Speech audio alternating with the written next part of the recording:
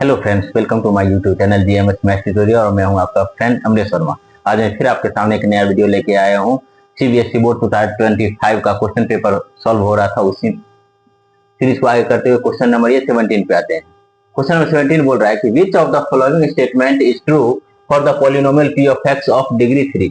इनमें से कौन सा स्टेटमेंट सही है पॉलिनोमियल का डिग्री जिसका 3 होना चाहिए। ऑप्शन नंबर 1 कह रहा है कि P of X has at most 2 distinct zero. P of X पास कम से ज्यादा जो है एटमोस्ट ज्यादा से ज्यादा कितना होना चाहिए, 2 डिस्टिंक्ट जीरो होना चाहिए। या P of X has at least 2 distinct zero, कम से कम 2 जीरो होना चाहिए। या P of X has exactly 3 zero, या 3 जीरो होना चाहिए। या P of X has at most 3 distinct zero, तो एटमोस्ट 3 डिस्टिंक्ट जीरो कौन सा होना चाहिए। तो हमारे पास ऑप्शन नंबर क्या होगा, ये डी हो जाएगा। डी ऑप्शन क्यों होगा, क्योंकि हम जानते हैं फंडामेंटल थ्योरम ऑफ अलजेब्रा से, फंडामेंटल थ्योरम ऑफ अलजेब्रा से हम जानते हैं कि वो क्या कहता है कि fundamental theorem of algebra which states that polynomial of degree n has exactly n root. Polynomial जो है अगर n है तो उसके पास एग्जैक्टली कितना होता है, वह n रूट्स होता है। इसीलिए p of x has at most कम से कम ज्यादा कितना होगा, ये 3 जीरोज होगा। और इस तरह से ये हमारा ऑप्शन नंबर डी इसका आंसर होगा। अब हम चलते हैं question number next. Question number 18 पे चलते हैं कि क्वेश्चन नंबर 18 बोल रहा है कि a pair of dice is thrown. एक पेयर ऑफ डाइस को थ्रोन किया, the probability of the sum of the number appearing on the top face is at most 10। At most का मतलब होता है ज्यादा से ज्यादा 10 आना चाहिए, मतलब 10 से ज्यादा नहीं होगा। 10 से ज्यादा का मतलब 5 और 6 कितना होता है, 11, ये नहीं हो सकता है।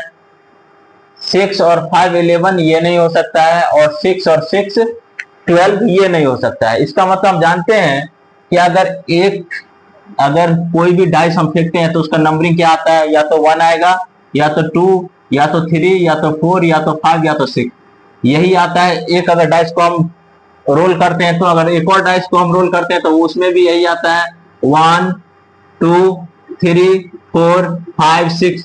और 2 डाइस को हम करते हैं तो क्या हम देखते हैं कि एक में 1 1 आ सकता है, या तो 1 2 आ सकता है, या तो 1 3 आ सकता है, या तो 1 4 आ सकता है, या तो 1 5 आ सकता है, या तो 1 6 आ सकता है। इस तरह टोटल 36 आता है, क्योंकि 1 के साथ हो गया, 2 के साथ भी देख लेंगे, 2 1 2 2 2 1 2 2 2 3 2 3 2 4 2 5 2 6 3 1 3 2 3 3 3 4 3 5 3 6 4 1 4 2। मैं चाहता तो डायरेक्ट ये 3 माइनस करके 36 में से 33 माइनस करके 33 अपॉन में 12, ये 36 11/12 कर सकता था, लेकिन मैं 2 नंबर के 2 मार्क्स वाले क्वेश्चन के व्यू से मैं बताना चाह रहा हूं। ये 4 3 हो गया, ये 4 4 हो गया, ये 4 5 हो गया, ये 4 6 हो गया। इस तरह 5 से देखते हैं तो 5 1 5 2 5 3 5 4 5 5 5 6। इस तरह से 6 के लिए 6 1 6 2 6 3 6 4 6 5 और 6 6। तो यहां पे कह रहा है क्या कि सब जो एटमोस्ट 10 ही होना चाहिए। कहने का मतलब ये 10 का मतलब उससे ज्यादा नहीं होना चाहिए। 11 नहीं होगा, चाहे वो 5 6 हो, 6 5 हो, या 6 6 हो। तो टोटल हमारे पास 36 हो गया।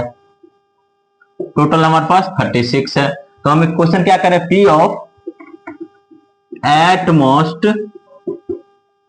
10 आने की प्रोबेबिलिटी कितना हो गया। यहाँ पे ये 1 2 3 अगर माइनस कर देते तो एक टोटल कितना 33 होगा, कि 1 2 3 4 5 6 1 2 3 4 5 6 6 6 जा 36। 36 में से हम 3 को माइनस कर दें। कौन से 3 को माइनस किया, जो हमने हटा दिया था ये, तो कितना बच गया, ये 33।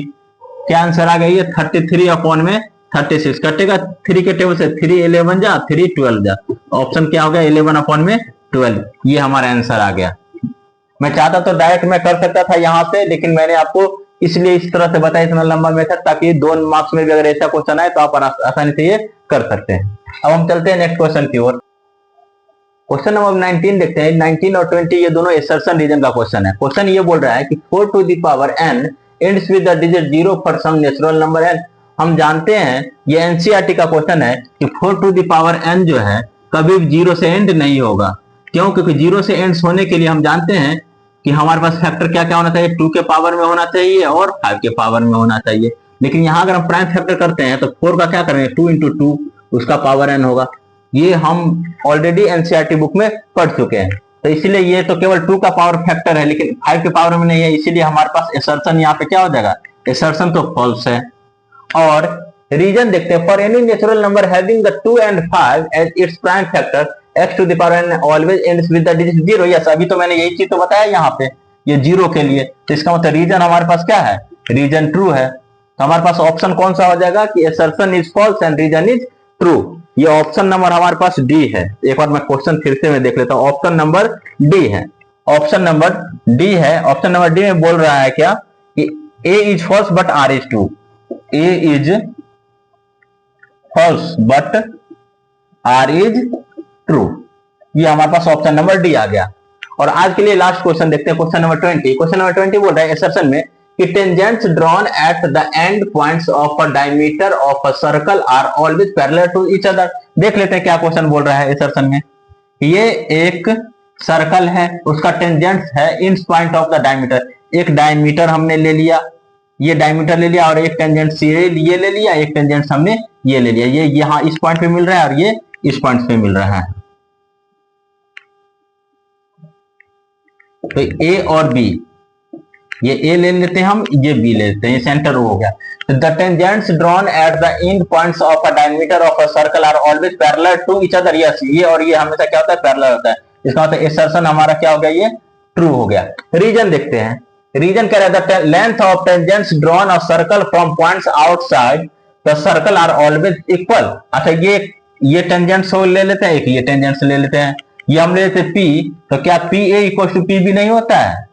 पी ए टेंजेंट्स हम जानते हैं थ्योरम से, P A equal to P B. ये भी हमारा क्या है, रीजन भी हमारा सही है, रीजन भी सही है, रीजन भी हमारा ट्रू है। लेकिन क्या असर्शन का कोई लिंक रीजन के साथ हो रहा है? रीजन के साथ और असर्शन के साथ कोई लिंक नहीं हो रहा है, इसीलिए हमारा ऑप्शन नंबर आ जाएगा कौन सा, ये option number B. Option number B, assertion and reason both are true but R is not correct explanation of assertion।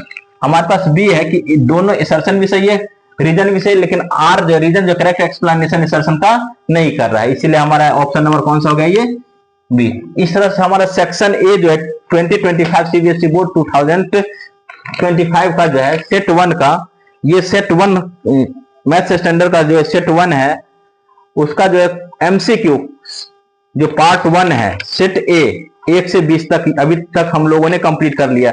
अगले वीडियो में हम सेट बी बनाने की कोशिश करेंगे। अगर आपको हमारी वीडियो अच्छी लगे तो लाइक शेयर और कमेंट जरूर करें। धन्यवाद।